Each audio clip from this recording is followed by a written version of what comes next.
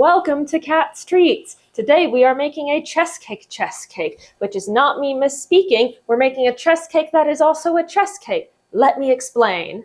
So I always thought that chess cake was kind of a universal thing that people knew what it was, but like many foods that I thought were universal things, turns out no, it is in fact an incredibly southern thing. Basically, a chess cake is a dense yellow cake that you bake a lot of cream cheese into in a sort of facsimile of a cheesecake. It's an easier, cheaper, less tools required way to do a cheesecake. And the fact that it's not quite a cheesecake is actually where the etymology of the name comes from, because the word chess here has nothing to do with the game of chess and everything to do with the fact that the word chess is almost, but not quite, entirely unlike the word cheese. It's very stupid. Now, personally, I'm a big fan of chess cakes because I am someone who loves the flavors of a cheesecake and of sweet cheese-based desserts, but I don't like the texture that often comes with cheesecakes, so this is kind of a nice little middle ground for me. And mostly I wanted to make it actually chess-themed as an excuse to wear my little chess dress and my matching little chess beret. And I like puns. Another delightful thing about chess cake being a Southern recipe meant to be easy, cheap, and for people who don't really do a lot of cooking, is that almost every recipe you see for it just calls for straight up a box of yellow cake mix as the base. So you don't have to do shit. It's great. You can just pour it in the bowl and get started there. You don't even have to follow the directions on the box. We're doing our own thing. Again, ignoring the box, throwing the box away. Just going to take 2 eggs, pour that directly in. We're going to take about half a cup of melted butter, pour that directly in, and mix it. This is my mixing song. I already said the audio. I plan to say mixing song, yeah, okay. Now you will note that this is not the texture of cake batter, but that's because it's not really cake batter. It is, but we're treating it more like a crust for our cheesecake. So having this level of thickness is absolutely fine. I am going to take it and divide it between 2 8x8 square pans. Normally a chess cake is just one sheet pan that has the crust at the bottom, the cheese on top, as you would, but I'm doing it as 2 layers, so it will be kind of a layer of cake with a cream cheese cheesecake style filling and cake on top, a Boston cream pie-esque situation. But if you're doing it just in a sheet pan, it's probably better just to do it in a sheet pan. I'm being ambitious. We don't know how it's going to go. You can just kind of press it into the bottom of the pans like so, and now I'm going to work on that cream cheese filling. I'm going to take about 2 packs or 16 ounces of cream cheese, adding into this 2 eggs and another half cup or so of butter. And we're going to blend that all up until it starts to have a relatively uniform looking texture.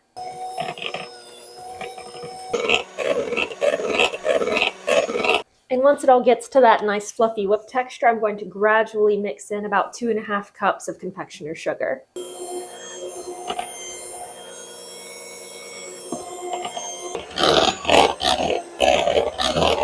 And once I have this mixture all together, I'm just going to divide it evenly on top of my 2 pans. And these are going to go in the oven at 325 degrees for around 30 to 40 minutes. While my cakes are in the oven, I'm actually going to get started making my chocolate decor for the chess part of the chess cake, the other chess part of the chess cake. To make my chess pieces, I'm going to use these silicone chocolate and/or fondant molds. They're pretty easy to use, but they are 2 separate pieces that only makes half of the piece each. So just keep that in mind so you don't have weird flat half chess pieces. I'm going to start with the white chess pieces, and I have made a kind of double boiler setup to help me melt my white chocolate easier. That's just a little bit of water poured into the bottom of one pan and a pan that can sort of fit and sit on top of it. That way I can still have the pan heating the chocolate gradually without necessarily being directly over an open flame. I'm going to start by pouring a little bit of heavy cream into the double boiler before I do my chocolate, and that will just help the chocolate to melt a little bit easier by giving it a little bit more moisture. We don't want to do too much heavy cream because we want the pieces to remain hard enough that they're actual movable chess pieces, not soft like a ganache. So just a little bit to help make that melting process go easy. Once that's heated up a little bit, I'm going to start pouring in my white chocolate chips.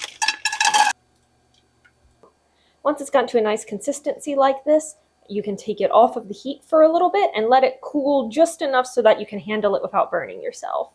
I'm going to load some of that melted chocolate into my piping bag just so I can pipe things cleaner into my silicone molds. You don't necessarily have to pipe for this, but I find that piping it in individually helps prevent bubbles from happening. I'm overfilling them just slightly so that I can scrape off the excess later. You can use a knife or a small offset spatula to smooth out the excess from the molds. This is an important step because this helps make it so that the two halves are going to stick together much more evenly if you have two flat sides instead of a bumpy surface. Now that they're both mostly cleared up, I'm going to very carefully align the two halves and gently push them together to combine each half of the mold. Now these can go into the freezer for a bit to set. With the rest of this chocolate, I am going to spoon it out onto a sheet of parchment paper and spread it out flat. I'm making an 8 by 8 inch cake, so I'm aiming for this to be about an 8 by 8 inch approximately square of white chocolate. I'm going to cut it into smaller squares so I don't have to worry about making the shape perfect or anything. This is just so I can get a nice surface to cut my chessboard squares into later. Now that these have been in the freezer for a bit and I feel it stiffened up, I can go ahead and take the chess pieces out of the mold. Now there's going to be some extra little bits of chocolate around each piece almost for sure, but that's easy to just pull off with our fingers at this point.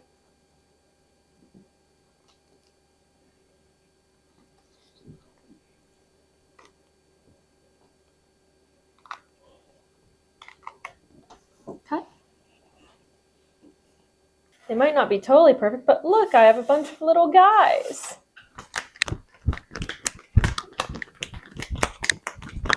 I hate You're the this. world's shittiest bird.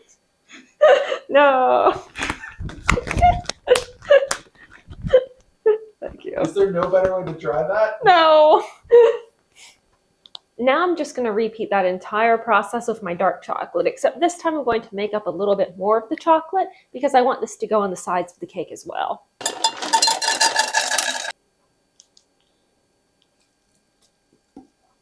Now the cakes are baked as well, so we can start to take those out. There we go. And what I'm actually going to do is take a little bit of cream cheese icing on the bottom here. And I'm going to stack the other on top upside down to make a little cake sandwich with cheesecake in the middle pretty much.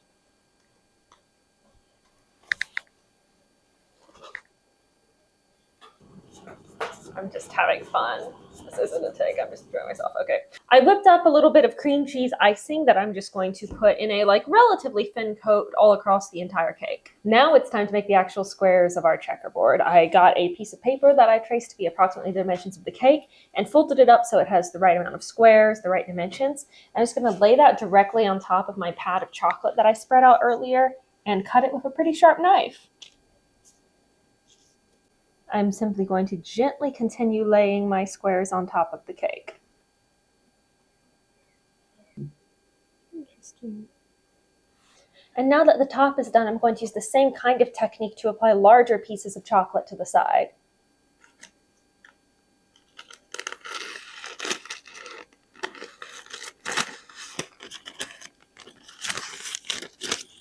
I'm doing a very similar thing, just filling this edge in around the checkerboard to the edges with the white chocolate. No.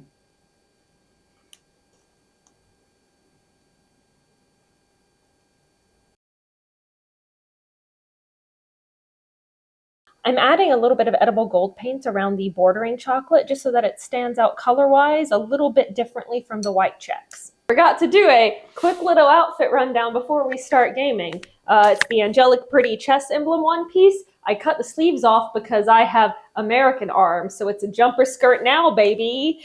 This is actually one of my favorite prints of all time. I lusted after it for literal years. If the opportunity came up to get it in other colors, I would. I love the amount of detail in all of the pieces and in all of the print. And I love that it's like a nice, thick, actual cotton weave. It's not just printed on polyester. You can see that it's like that nice, thick bleed through, that good.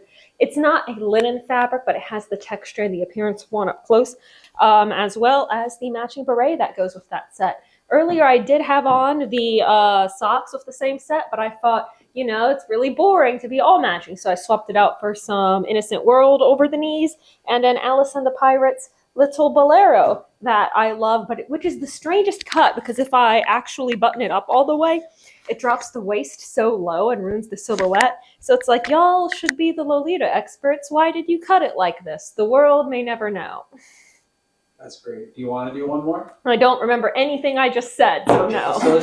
And that is a chess cake, baby. Now all I have to do is set up the pieces. Kat, are you seated for? Yeah, I think I will seat because my butt was hurting.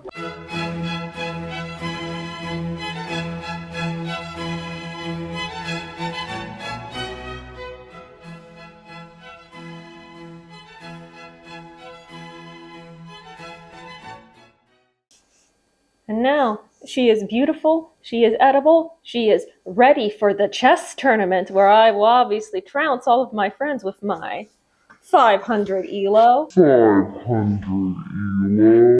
When I was a child, I would always go for the Great Wall opening. Now I don't even remember it. Zigzag. Oh, that was my piece. Let's see what's up. I'm trying to remember, none of these are horses or anything. The horses are the knights without. That makes it. After many a round of furious chess competition, it has come to our final two, playing on the actual cake, the grand prize, Donald and Melvin. It's time to